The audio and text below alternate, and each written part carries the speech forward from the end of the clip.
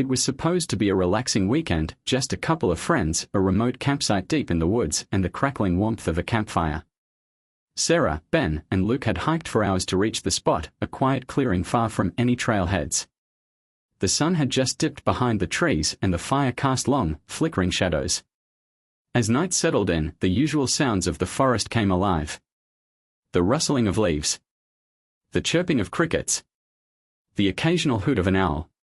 But there was something off. A low, almost melodic whistle that seemed to drift on the wind.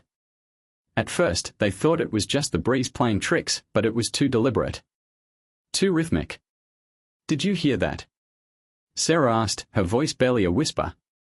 Ben looked up from his book, squinting toward the dark tree line. "It's probably just an animal. No big deal." But the whistling continued, rising and falling like a soft lullaby, coming from somewhere deeper in the woods. Luke shifted uncomfortably on his log.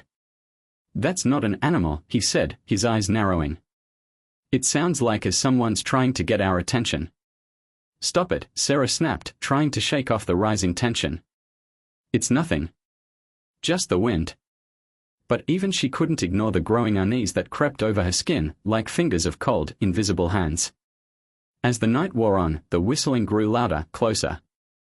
It was as though it was moving around them, circling the campsite. Sometimes it was soft, like it was far off, but other times it would cut through the trees, sharp and clear. "Okay, this is weird," Ben finally said, standing up and looking toward the dark perimeter of the camp. "I'm going to check it out." "Ben, no," Sarah warned, but he was already moving, his flashlight bobbing in the darkness as he walked away from the fire. "Stay close," Luke called after him. "Don't go too far." Ben didn't answer.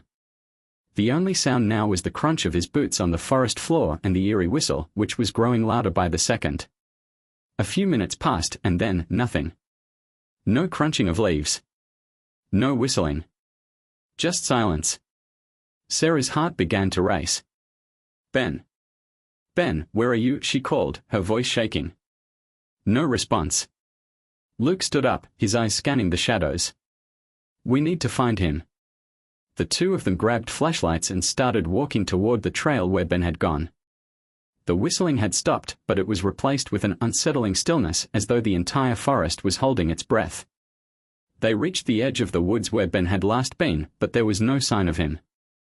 No sign of anything except the cold whisper of wind. They called his name again and again, but only the faint rustling of leaves replied.